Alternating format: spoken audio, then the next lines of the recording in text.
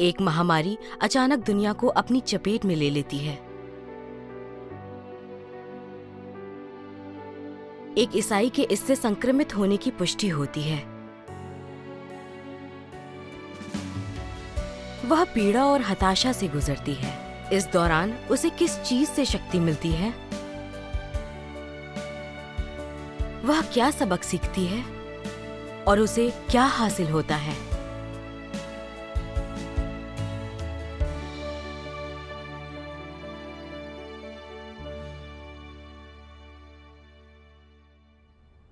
सर्वशक्तिमान परमेश्वर का कार्य स्वीकारने के बाद मैंने जाना कि जब परमेश्वर अंत के दिनों का कार्य खत्म करेगा तो बुरों को दंड मिलेगा।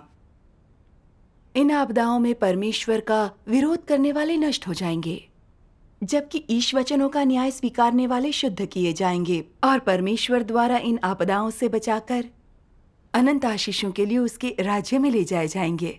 सही बात है।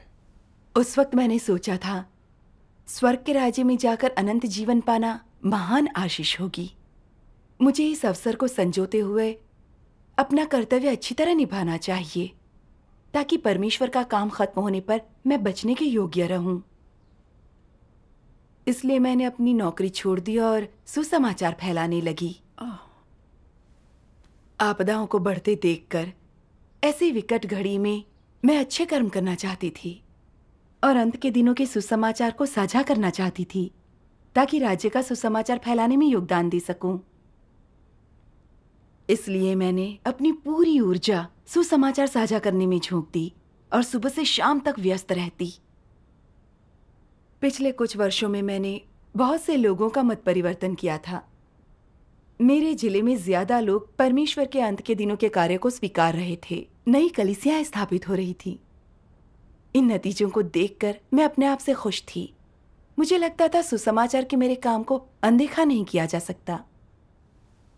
जब महामारी ने पूरी दुनिया को अपनी चपेट में ले लिया और संक्रमणों की संख्या बढ़ने लगी, तो भी मैं शांत रही। मैं सोचती थी कि अपने कर्तव्य में इतनी मेहनत करने के कारण महामारी कितनी ही क्यों न फैले, मुझ पर कोई असर नहीं कर सकती। पर महामारी के वायरस के अचानक फैले संक्रमण ने मेरी धारणा को ध्वस्त कर दिया। इतने वर्षों की अपनी आस्था में मंशाओं को लेकर चिंतन मनन करना पड़ा। मई 2021 में एक दिन मुझे अचानक खांसी होने लगी। इसके बाद बुखार और कमजोरी ने जकड़ लिया। पहले लगा मुझे सर्दी हो गई है और मैंने परवाह नहीं की, पर लक्षण कम होने की बजाय 1 हफ्ते तक बने रहे। एक बहन को लगा कि मेरे लक्षण कोरोना वायरस जैसे हैं। उसे लगा कि मुझे यही हो गया है। उसने मुझे जांच करवाने का सुझाव दिया। मैंने इस पर कोई खास चिंता नहीं जताई। मुझे लगता था कि दिन भर देर तक काम करके मैंने कष्ट उठाए हैं और कीमत चुकाई है, और मुझे नतीजे भी अच्छे मिले हैं। मैंने कलीसिया के काम में कोई अड़चन नहीं डाली है, तो मुझे कोरोना कैसे हो सकता है? पर जांच के नतीजे मेरी उम्मीद से बिल्कुल उलट थे। मेरा टेस्ट पॉजिटिव आया था। मैं बिल्कुल खोई खोई सी घर लौटी। समझ नहीं पा रही थी कि मुझे यह बीमारी कैसे हुई। मैं बरसों से कर्तव्य निभा रही थी, तो फिर परमेश्वर ने मुझे बचाया क्यों नहीं? भाई बहनों को पता चला तो वो मेरे बारे में क्या सोचेंगे? क्या वे सोचेंगे कि मेरी किसी बात ने परमेश्वर को नाराज कर दिया है और मुझे इसका दंड मिला है? पर मुझे नहीं लगता था कि मैंने कलीसिया के काम में बाधा डाली है। जिस साल से महामारी फैली थी, तब से लाखों लोग इस बीमारी से मर चुके थे। अब जब मुझे भी यह संक्रमण हो गया था, तो क्या मैं भी मरने वाली थी? परमेश्वर का कार्य खत्म होने के करीब है। ऐसे में अगर मैं मर गई तो क्या बरसों की मेरी मेहनत बेकार नहीं चली जाएगी? तो फिर भविष्य के राज्य की आशीषों में मेरा कोई हिस्सा नहीं होगा। मैं परेशान थी और मुझे नहीं पता था कि मैं इन हालात से कैसे गुजरूंगी। मैंने परमेश्वर से प्रार्थना की, परमेश्वर, तुमने मुझे ये वायरस लगने दिया, इसमें तुम्हारी कोई शुभ इच्छा रही होगी। तुम गलत नहीं हो सकते। मैंने जरूर किसी तरह तुम्हारा विरोध या खिलाफत की होगी, पर मुझे नहीं पता मैंने कैसे तुम्हारे स्वभाव का अपमान किया है। मुझे प्रबुद्ध करो कि जान सको गलती कैसे हुई। मैं प्रायश्चित करूंगी। इसके बाद मुझे परमेश्वर के वचनों का एक अंश याद आया। बीमारी का अनुभव कैसे किया जाना चाहिए? तुम्हें परमेश्वर की इच्छा को समझने की तलाश में उसके सामने आना चाहिए और ये जांचना चाहिए कि तुमसे क्या भूल हुई थी और कौन सी भ्रष्टताओं का समाधान अभी बाकी है। तुम पीड़ा के बिना अपने भ्रष्ट स्वभावों को हल नहीं कर सकते। लोगों को कष्ट से संयमित करना ही होगा, तभी वे लिप्त न रहते हुए सदा परमेश्वर के सामने जिएंगे। दुख के समय लोग प्रार्थना करेंगे। उस समय भोजन, वस्त्र या आनंद का कोई विचार नहीं होगा। अपने दिल में वे हमेशा प्रार्थना करेंगे, जांचेंगे कि क्या उन्होंने कोई भूल की है। ज्यादातर समय कोई गंभीर या असामान्य रोग होना जिससे तुम्हें बहुत पीड़ा होती है, तो ये चीजें अनायास ही नहीं होती। चाहे तुम बीमार हो या स्वस्थ, इन सब के पीछे परमेश्वर की इच्छा होती है। आमीन। आमीन। परमेश्वर के वचनों ने सही वक्त पर मुझे प्रबुद्ध किया, दिखाया कि मेरा संक्रमण अनायास नहीं था, यह परमेश्वर की व्यवस्था थी। मुझे परमेश्वर की इच्छा जानकर आत्मचिंतन करना था। चाहे कुछ भी हो, मैं परमेश्वर को दोष नहीं दे सकती थी। बिल्कुल। जब मैं घर पर क्वारंटाइन में थी, मैंने भाई बहनों को अपनी उजागर हुई भ्रष्टता के बारे में बताया। मैंने खुद को जाना और मुझे परमेश्वर के वचनों में प्रवेश का एक रास्ता मिला। शरीर से कैसा भी महसूस करने के बावजूद मैं सुसमाचार को ऑनलाइन साझा करती रही। 2 दिन बाद मैं काफी बेहतर महसूस करने लगी। अब खांसी बहुत कम थी, मेरा तापमान भी सामान्य था और मेरी ऊर्जा और शक्ति में काफी सुधार था। मैं खुश थी। मैंने सोचा परमेश्वर ने मेरे प्रायश्चित को देख लिया था, इसलिए मेरा ध्यान रखा। इस विचार से मेरी बेचैनी काफी हद तक कम हुई। पर अगले दिन अचानक मुझे अपनी सीने में जकड़न और दर्द महसूस हुआ और खांसी ने रुकने का नाम नहीं लिया। फिर बुखार हो गया और कमजोरी महसूस होने लगी। मुझे दहशत सी होने लगी। जब से बीमारी का पता चला था, मैंने परमेश्वर को कोई दोष न देते हुए कर्तव्य निभाना जारी रखा था। परमेश्वर ने मेरी रक्षा क्यों नहीं की? मैं और ज्यादा बीमार कैसे हो गई? इसके इलाज के लिए कोई दवा नहीं थी। अगर परमेश्वर ने मुझे नहीं बचाया तो मैं मर जाऊंगी। मौत का विचार बहुत डरावना था। मैं इसके आगे बेबस नहीं हो सकती थी। मैं करीब 10 वर्ष से परमेश्वर का अनुसरण कर रही थी। घर और नौकरी छोड़कर अपना कर्तव्य निभा रही थी। मैंने कष्ट उठाए थे, कीमत चुकाई थी। क्या परमेश्वर को ये सब याद नहीं था? अगर मैं मर गई तो राज्य की सुंदरता नहीं देख पाऊंगी, आशीषों का सुख नहीं ले पाऊंगी। मेरी हताशा बढ़ती गई। मैं अब भी कर्तव्य निभा रही थी, पर दिल में कोई उमंग नहीं थी। ओह। जब काफी काम पड़ा होता तो मुझे खीज होने लगती। मैं जल्दी से जैसे तैसे काम निपटाती ताकि थोड़ा आराम कर सकूं। पहले मैं सुबह से लेकर रात तक काम में जुटी रहती थी, सोचती परमेश्वर मेरी रक्षा करेगा। पर अब जब परमेश्वर ऐसा नहीं कर रहा था, तो मुझे अपनी सेहत का खुद ध्यान रखना था। ज्यादा तनाव और थकान बीमारी से उबरने के लिए अच्छे नहीं थे। सभाओं में दूसरों में कितना दमखम होता था। वे लगातार संगति कर सकते थे, पर मैं बोलते ही खांसने लगती। परमेश्वर के वचन पढ़ते ही सांस फूलने लगती। मैं बहुत परेशान थी और परमेश्वर से तर्क किए बिना न रह सकी। परमेश्वर, मैं अपने कर्तव्य में बहुत मेहनत करती हूँ। मैं गंभीर हूँ। कुछ दूसरे लोग इस मामले में मेरा मुकाबला नहीं कर सकते। सब स्वस्थ हैं और कर्तव्य निभा रहे हैं, तो मुझे ही यह बीमारी क्यों हुई? अगर यह तुम्हारा परीक्षण है, तो दूसरे कई हैं जो मुझसे भी ज्यादा सत्य का अनुसरण करते हैं, तो वे इसका सामना क्यों नहीं कर रहे? अगर यह तुम्हारा दंड है, तो मैंने कलीसिया के काम में कोई रुकावट नहीं डाली है, न तुम्हारे स्वभाव का अपमान किया है। परमेश्वर, मैं अब भी अपना कर्तव्य निभाना चाहती हूँ और मेरा यह काम मुझे पसंद है। मुझे अभी से और करना है, इसलिए मैं जिंदा रहकर कर्तव्य निभाना चाहती हूँ। हे परमेश्वर, मैं एक महत्वपूर्ण कर्तव्य निभा रही हूँ। मैं अब भी सेवा कर सकती हूँ। मुझे बचा लो ताकि मैं जिंदा रहूं और तुम्हारी सेवा कर सकूं। इस तरह से सोचने पर मुझे परमेश्वर के वचनों का एक अंश बिल्कुल साफ याद आया।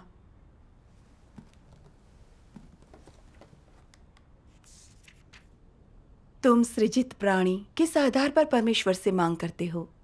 लोग परमेश्वर से मांग करने के उपयुक्त नहीं हैं। इससे ज्यादा अनुपयुक्त कुछ नहीं है। वह वही करेगा जो उसे करना ही चाहिए, और उसका स्वभाव धार्मिक है। धार्मिकता का अर्थ न्याय संगत या तर्क संगत होना नहीं। यह समतावाद या पूरे किए गए काम के अनुसार हक देने, तुम्हारे काम के बदले भुगतान करना या तुम्हारे प्रयास का देय चुकाना नहीं है। यह धार्मिकता नहीं है। यह केवल निष्पक्ष और विवेकपूर्ण होना है। बहुत कम लोग परमेश्वर के धार्मिक स्वभाव को जान पाते हैं। मान लो कि अय्यूब द्वारा उसकी गवाही देने के बाद परमेश्वर अय्यूब को खत्म कर देता, क्या यह धार्मिक होता? वास्तव में यह धार्मिक होता। इसे धार्मिकता क्यों कहा जाता है? लोग धार्मिकता को कैसे देखते हैं? जब कोई चीज धारणाओं के अनुरूप होती है, तब इंसान कह सकता है कि परमेश्वर धार्मिक है। परंतु अगर वो उसकी धारणाओं के अनुरूप न हो या उसे कुछ समझ न आए, तो परमेश्वर को धार्मिक कहना मुश्किल हो जाता है। अगर परमेश्वर ने पहले ही अय्यूब को नष्ट कर दिया होता तो लोग यह ना कहते कि वह धार्मिक है।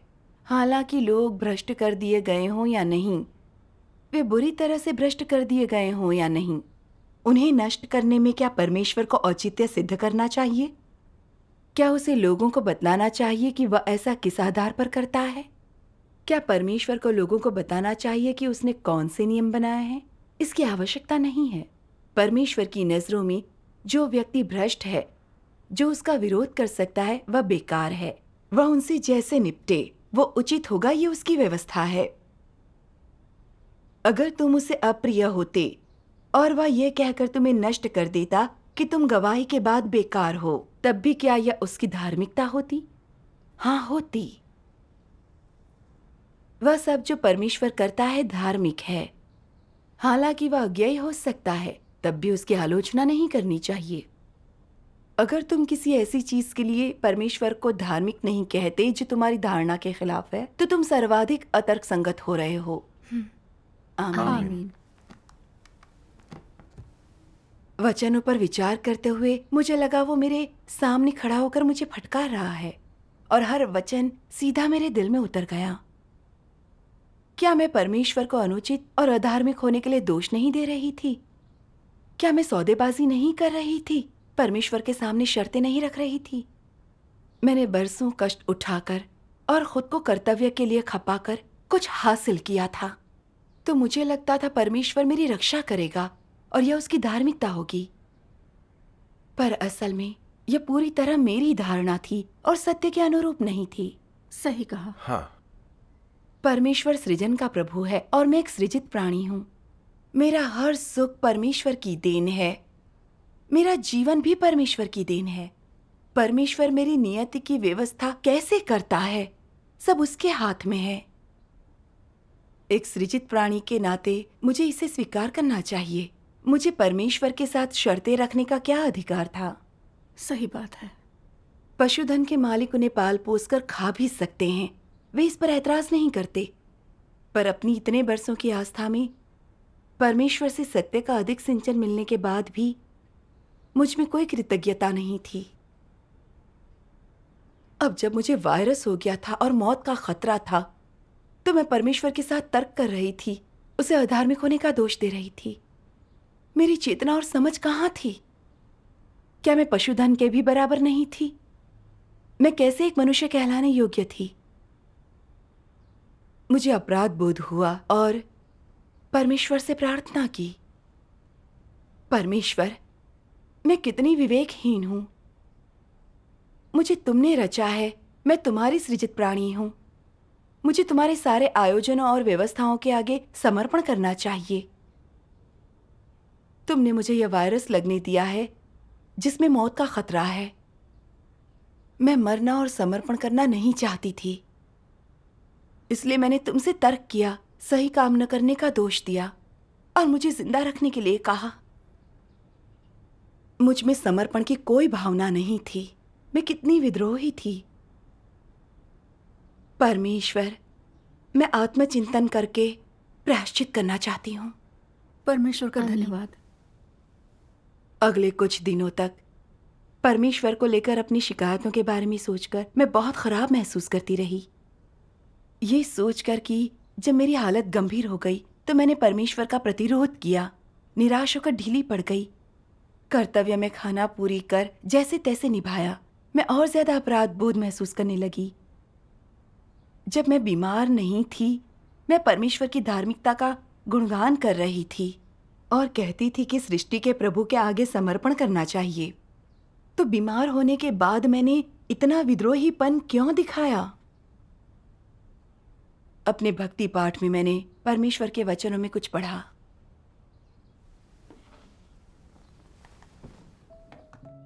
सर्वशक्तिमान परमेश्वर कहते हैं, मनुष्य का परमेश्वर के साथ संबंध केवल एक नग्न स्वार्थ है। ये आशीष देने वाले और लेने वाले के मध्य का संबंध है। स्पष्ट रूप से कहें तो ये कर्मचारी और नियोक्ता के मध्य के संबंध के समान है। कर्मचारी केवल नियोक्ता द्वारा दिए जाने वाले प्रतिफल प्राप्त करने के लिए कार्य करता है। इस प्रकार के संबंध में कोई स्नेह नहीं होता, केवल एक लेन देन होता है। प्रेम करने या प्रेम पाने जैसी कोई बात नहीं होती, केवल दान और दया होती है।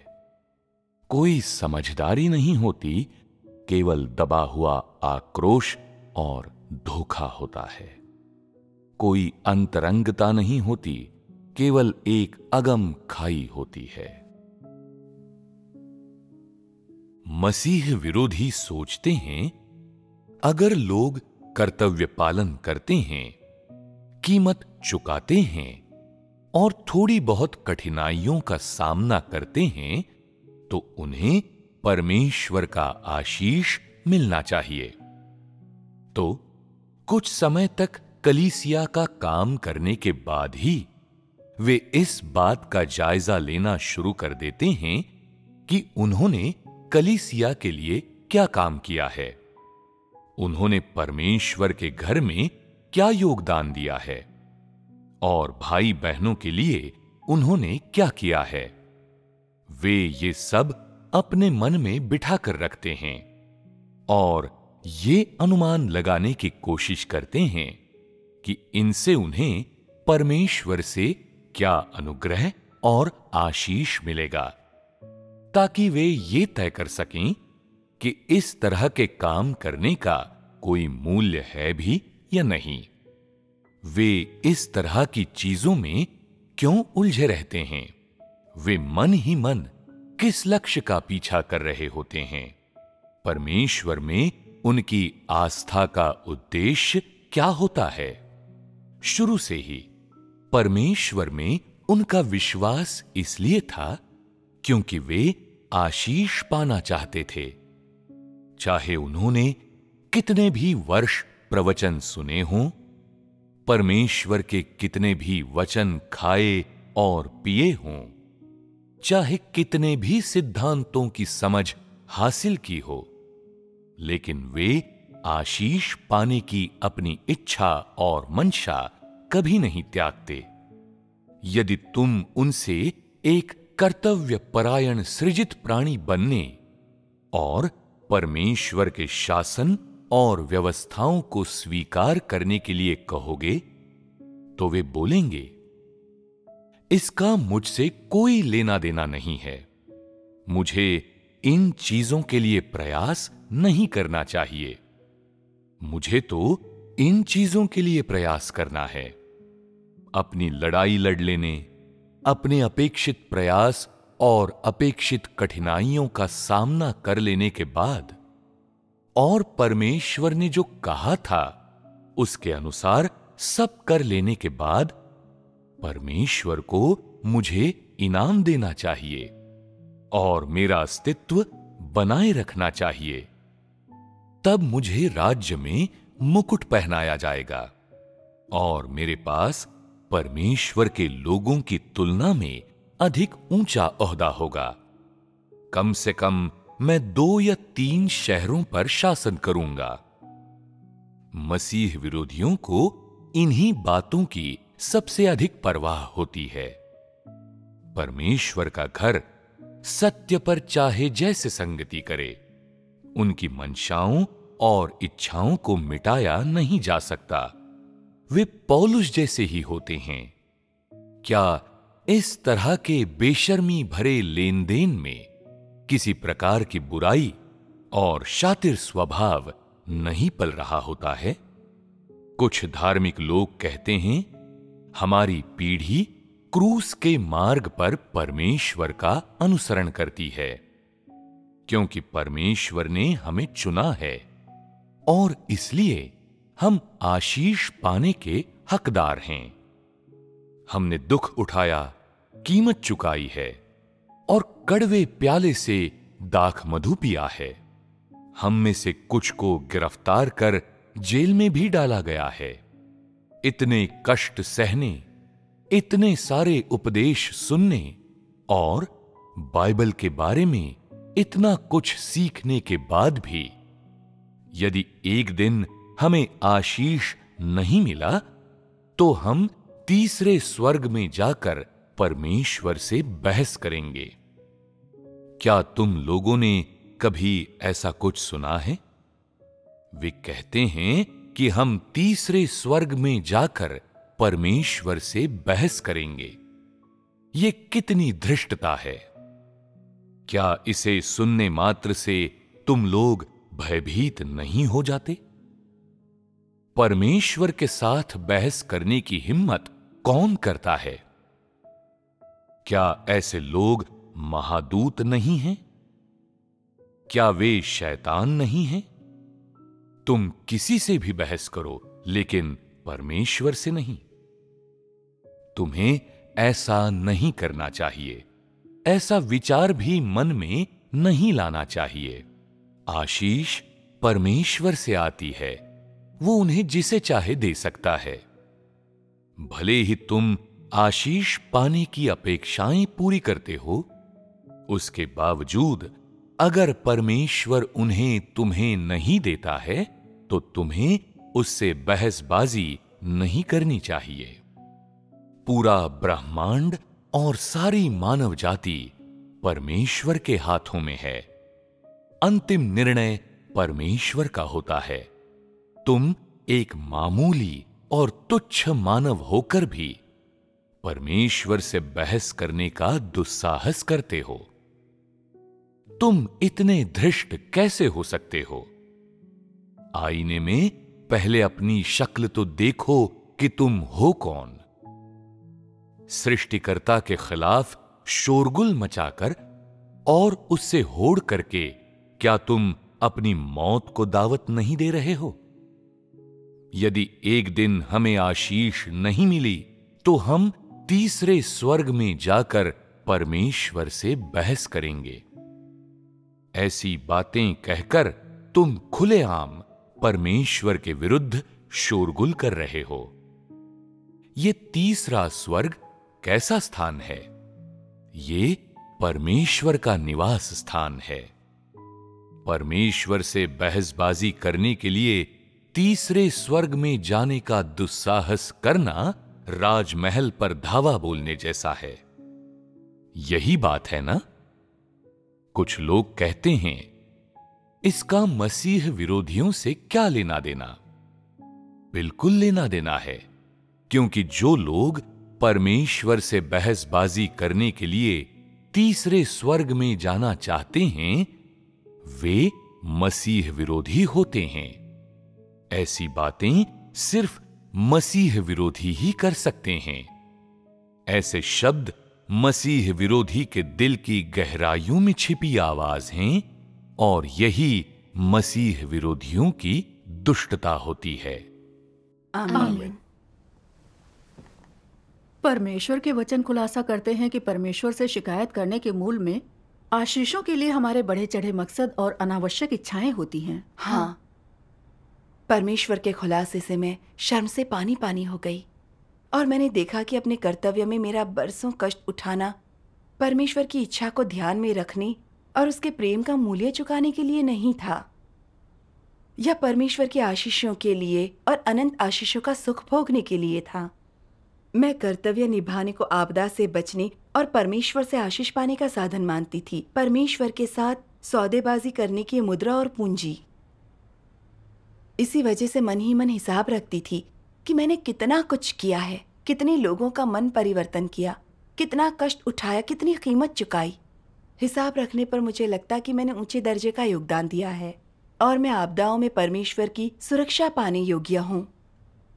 मैंने सोचा नहीं था कि अचानक ही मुझे इस वायरस का संक्रमण हो जाएगा।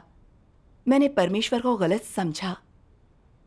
बीमारी में परमेश्वर के सामने समर्पण का नहीं सोचा, बल्कि परमेश्वर की मंजूरी पाने के तरीके सोचती रही, ताकि परमेश्वर मुझे बचा ले और मैं जल्दी ठीक हो जाऊं। इसलिए जब मैंने अपनी तबीयत और बिगड़ती देखी तो मैं परमेश्वर से निराश हो गई। मैंने उसे मेरे साथ बेइंसाफी करने का दोष दिया। बीमार होने के बाद से मैं विद्रोही और प्रतिरोधी बनी रही हूं, परमेश्वर के आगे समर्पण नहीं किया। मेरी इंसानियत कहां चली गई? तथ्यों से पता चला कि मेरी आस्था और कर्तव्य सिर्फ आशीष पाने के लिए थे, इसमें ईमानदारी नहीं थी। मैं सिर्फ आशीष पाने के अपने लक्ष्य के लिए परमेश्वर का इस्तेमाल कर रही थी, परमेश्वर के साथ सौदेबाजी कर रही थी। मैं कितनी स्वार्थी और धूर्त थी। सही कहा। अनुग्रह के युग में पौलुस ने पूरे यूरोप में घूमकर प्रभु के सुसमाचार का प्रचार किया। उसने बहुत कष्ट उठाए और भारी कीमत चुकाई, पर यह सब कुछ स्वर्ग के राज्य में जाने और पुरस्कार पाने के लिए था। उसने कहा, मैं अच्छी कुश्ती लड़ चुका हूं, मैंने अपनी दौड़ पूरी कर ली है, मैंने विश्वास की रखवाली की है, भविष्य में मेरे लिए धर्म का वह मुकुट रखा हुआ है। जिसका मतलब था कि अगर परमेश्वर ने उसे मुकुट नहीं दिया तो परमेश्वर धार्मिक नहीं था। इन शब्दों में परमेश्वर के खिलाफ चेतावनी और प्रतिरोध था। सचमुच धार्मिक दुनिया के लोग इन शब्दों से बहुत प्रभावित हैं।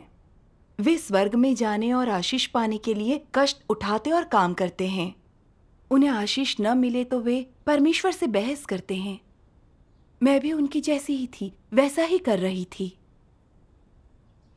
मुझे अचानक डर लगने लगा। सोचा नहीं था कि मैं ऐसा स्वभाव उजागर करूंगी। यह हालात ना आए होते तो मुझे अब भी पता न चलता कि मेरा ऐसा गंभीर मसीह विरोधी स्वभाव था। मैंने परमेश्वर के कुछ वचनों को याद किया। मैंने मनुष्य के लिए कठोर मानक रखा है। अगर तुम्हारी वफादारी इरादों और शर्तों के साथ आती है तो मैं तुम्हारी तथाकथित वफादारी के बिना रहना चाहूंगा, क्योंकि मैं उनसे घृणा करता हूं जो इरादों से धोखा देते हैं और शर्तों द्वारा जबरन वसूली करते हैं। मैं चाहता हूं कि मनुष्य मेरे प्रति वफादार रहे और सभी चीजें एक ही शब्द आस्था के वास्ते और उसे साबित करने के लिए करे। मैं तुम्हारे द्वारा मुझे प्रसन्न करने की कोशिश करने के लिए की जाने वाली खुशामद का तिरस्कार करता हूँ, क्योंकि मैंने हमेशा तुम लोगों के साथ ईमानदारी से व्यवहार किया है और इसलिए मैं चाहता हूँ कि तुम भी मेरे प्रति एक सच्ची आस्था के साथ कार्य करो। आमीन। आमीन। परमेश्वर का स्वभाव धार्मिक और पवित्र है। वह कोई अपमान बर्दाश्त नहीं करता। परमेश्वर मनुष्य को बचाने के लिए कार्य करता है और वह मनुष्य से ईमानदारी चाहता है। अगर लोगों के प्रयासों में मंशाएं, मिलावटें, सौदेबाजी या छल कपट हैं, तो परमेश्वर न सिर्फ उन्हें पसंद नहीं करता बल्कि उनसे नफरत और घृणा करता है, उनकी निंदा करता है। बिल्कुल पौलुस की तरह, जिसे आखिर में न सिर्फ परमेश्वर से आशीष नहीं मिली बल्कि उसे नरक में दंडित किया गया। जिस तरह मेरे कर्तव्य में सौदेबाजी की मिलावट थी, उससे भी परमेश्वर को घृणा रही होगी। मेरे बीमार पड़ने से परमेश्वर का धार्मिक और पवित्र स्वभाव उजागर हुआ था। इसके बाद मैंने बीमारी को स्वीकार करते हुए खुद को पूरी तरह समर्पित कर दिया। परमेश्वर का धन्यवाद। परमेश्वर का धन्यवाद। बीमारी से गुजरना और आशीषों के लिए अपनी मंशाओं और भ्रष्टता को पहचानना आपके लिए परमेश्वर की आशीष थी। बिल्कुल। हाँ, भ्रष्टताएं और मिलावटें शैतानी स्वभाव हैं और परमेश्वर के खिलाफ हैं। परमेश्वर के वचनों के खुलासे और विकट स्थितियों के बिना हम इन्हें नहीं देख पाएंगे। हल करना तो दूर की बात है। सही बात है। बाद में मैंने परमेश्वर के वचनों का एक अंश पढ़ा।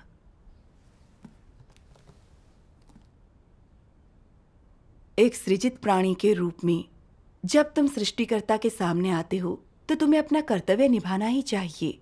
यह करना ही उचित है और यह तुम्हारे कंधों पर जिम्मेदारी है।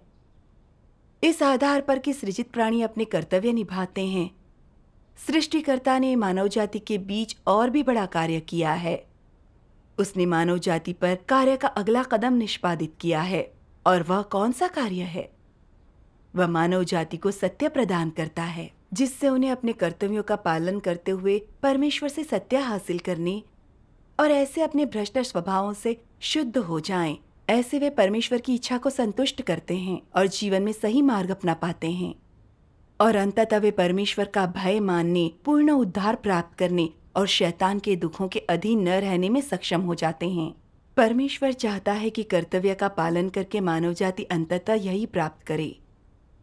इसलिए अपना कर्तव्य निभाने के दौरान परमेश्वर तुम्हें केवल एक चीज समझने और थोड़ा सत्य जानने नहीं देता, नहीं बस एक सृजित प्राणी के नाते कर्तव्य निभाने से मिले आशीषों का आनंद लेने में सक्षम बनाता है, बल्कि वह तुम्हें शुद्ध होने, बचाए जाने और अंततः सृष्टिकर्ता के मुखमंडल के प्रकाश में रहने देता है। आमीन। आमीन।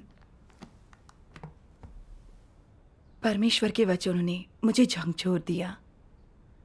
कर्तव्य निभाना एक जिम्मेदारी है जिससे सृजित प्राणी मुंह नहीं मोड़ सकता।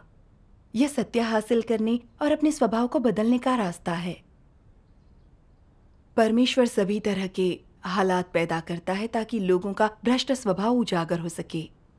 फिर अपने वचनों के न्याय और प्रकाशन और अपने अनुशासन के जरिए वह हमें हमारे भ्रष्ट स्वभाव को समझने देता है ताकि शैतान हमें और नुकसान न पहुंचा सके। यह परमेश्वर की नेक इच्छा है। हाँ, बिल्कुल। बरसों से अपना कर्तव्य निभाते हुए मैंने परमेश्वर के बनाए परिवेशों के जरिए बहुत सी भ्रष्टता दिखाई थी।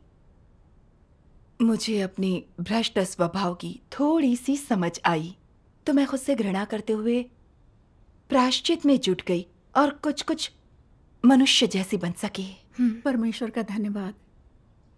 मैंने अपने कर्तव्य से इतना कुछ पाया था, फिर भी मैं कृतज्ञ नहीं थी। इसकी बजाय मैं अपने कर्तव्य को सौदेबाजी करने और आपदाओं से बचने के लिए इस्तेमाल कर रही थी। मैं परमेश्वर को धोखा देने जैसा बर्ताव कर रही थी। कितनी घिनौनी बात थी। परमेश्वर द्वारा व्यक्त सत्य का मैंने मोल नहीं समझा और बस आशीष पाने और राज्य में प्रवेश करने के बारे में सोचती रही। मैं सचमुच दुष्ट थी। मैंने प्रार्थना करके परमेश्वर के सामने कसम खाई कि मैं आशीषों के लिए कर्तव्य नहीं निभाऊंगी। मैं सत्य का अनुसरण करते हुए परमेश्वर के प्रेम का मूल्य चुकाऊंगी। आमीन। आमीन। परमेश्वर का धन्यवाद। मैंने परमेश्वर के वचनों का एक और अंश पढ़ा।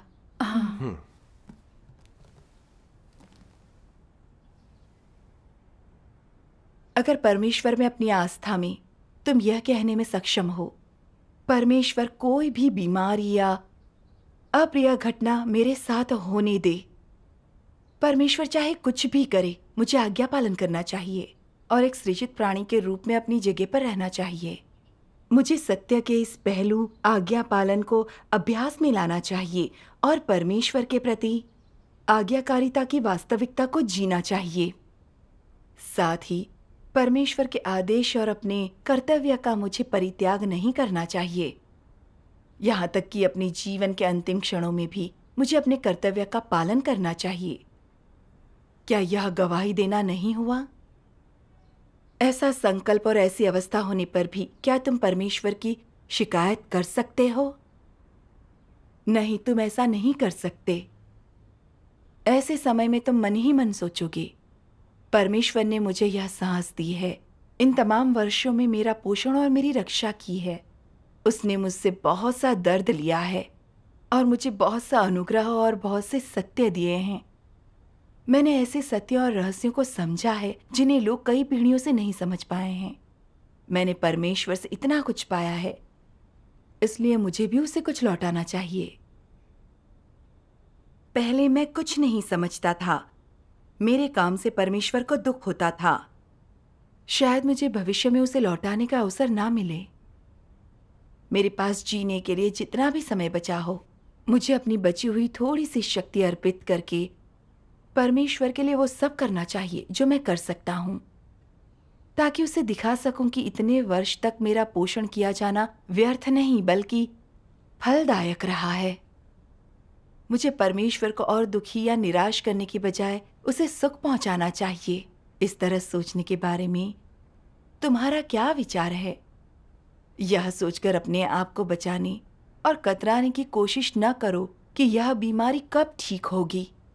जब यह ठीक हो जाएगी तो मैं अपना कर्तव्य निभाने का भरसक प्रयास करूंगा। मैं बीमार होते हुए आज्ञाकारी कैसे रह सकता हूं? मैं एक सृजित प्राणी का कर्तव्य कैसे निभा सकता हूं? अगर तुम में एक भी सांस बची है, क्या तुम अपना कर्तव्य नहीं निभा सकते? अगर तुम में एक भी सांस बची है, क्या तुम परमेश्वर को शर्मिंदा न करने में सक्षम हो? अगर तुम में एक भी सांस बची है, तुम्हारा मस्तिष्क स्वस्थ है, क्या तुम परमेश्वर के बारे में शिकायत न करने में सक्षम हो? हाँ। अभी हाँ कहना बड़ा आसान है, पर यह उस समय इतना आसान नहीं होगा जब यह सचमुच तुम्हारे साथ घटेगा। और इसलिए तुम लोगों को सत्य की खोज करनी चाहिए। अक्सर सत्य पर कठिन परिश्रम करना चाहिए। सोचना चाहिए कि मैं परमेश्वर की इच्छा पूरी कैसे कर सकता हूँ। मैं परमेश्वर के प्रेम का प्रतिदान और सृजित प्राणी का कर्तव्य कैसे निभा सकता हूँ। सृजित प्राणी क्या होता है? क्या सृजित प्राणी का कर्तव्य सिर्फ परमेश्वर के वचनों को सुनना है? नहीं, परमेश्वर के वचनों को जीना है। परमेश्वर ने तुम्हें इतना सारा सत्य, मार्ग और जीवन दिया ताकि तुम इन्हें जी सको और उसकी गवाही दे सको। यही है जो एक सृजित प्राणी को करना चाहिए। यह तुम्हारी जिम्मेदारी और दायित्व है। आमीन। आमीन। ये बहुत शानदार अंश है। इसे सुनकर हमें अभ्यास का रास्ता मिलता है और हिम्मत भी। बिल्कुल। परमेश्वर के वचनों ने मेरे दिल को छू लिया। परमेश्वर सृष्टि का प्रभु है। मैं सृजित प्राणी हूँ। मेरी नियति उसके हाथों में है। उसने मुझ पर बीमारी आने दी तो मैं जीऊं या मरूं, मुझे उसके विधान के आगे समर्पण करना चाहिए। एक सृजित प्राणी में इतनी बुनियादी समझ होनी ही चाहिए। परमेश्वर का धन्यवाद। कर्तव्य ऐसी चीज है जिसे सृजित प्राणी को निभाना चाहिए। मुझे हर वक्त, चाहे कुछ भी हो जाए, आखिरी सांस तक अपना कर्तव्य निभाना चाहिए। आमीन।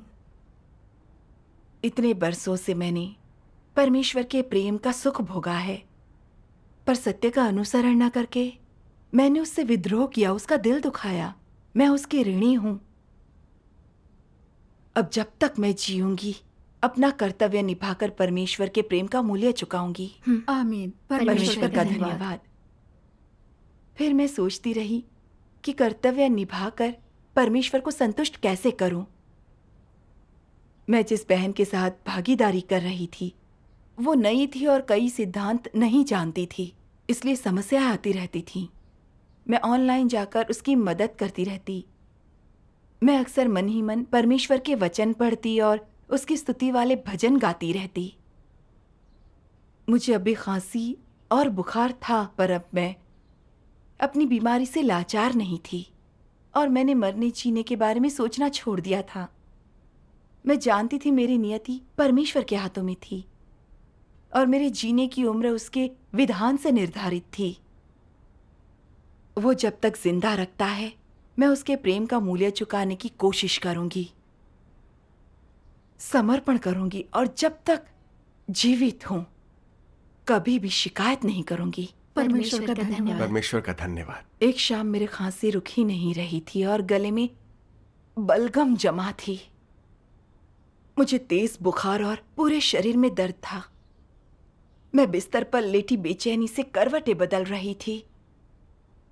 मैं सोचने लगी, क्या मैं मरने वाली हूं? मुझे नींद आ गई तो क्या मैं कभी वापस भी उठूंगी? मौत का विचार विचलित कर देने वाला था। यह सोचकर कि शायद मुझे अब परमेश्वर के वचन पढ़ने का मौका न मिले, मैं लगातार रोती रही। फिर मैं कंप्यूटर पर परमेश्वर के वचनों का यह अंश पढ़ने लगी।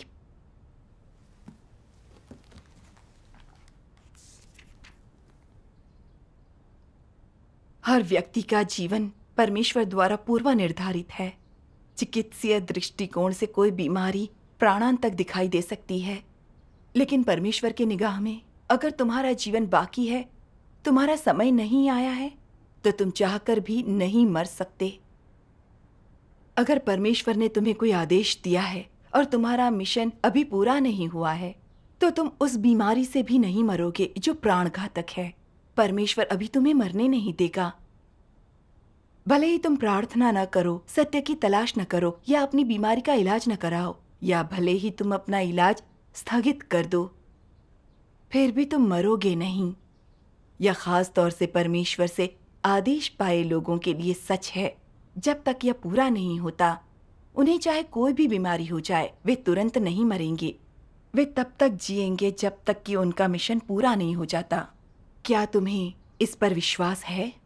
सच तो यह है कि चाहे तुम्हारी सौदेबाजी अपनी बीमारी ठीक करने और खुद को मरने से बचाने के लिए हो, या इसमें तुम्हारा कोई और इरादा हो, परमेश्वर के नजरिए से अगर तुम अपने कर्तव्य को पूरा कर सकते हो और अभी भी काम के हो, अगर वह तुम्हारा इस्तेमाल करेगा तो तुम नहीं मरोगे।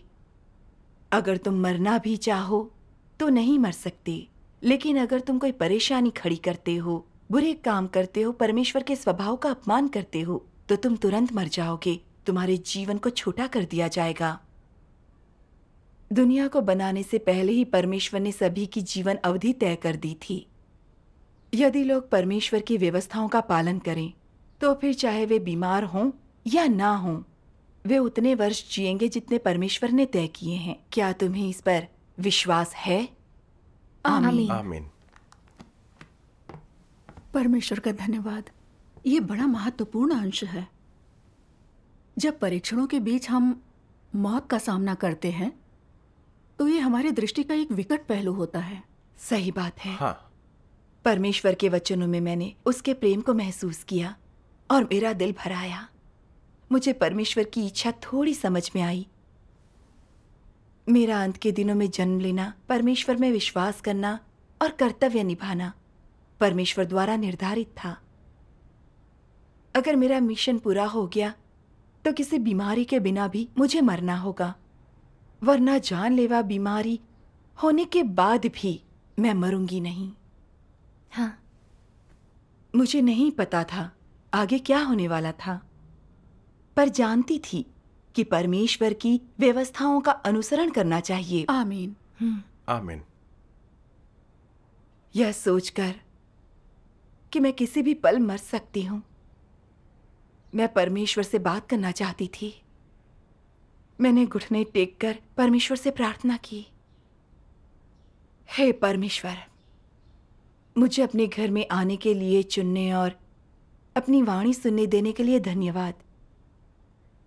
तुम्हारे वचनों के भरपूर सिंचन और पोषण से मैंने बहुत से सत्यों को जाना है और एक इंसान होने के सिद्धांतों को समझा है। मुझे लगता है मेरी जिंदगी बेकार नहीं गई।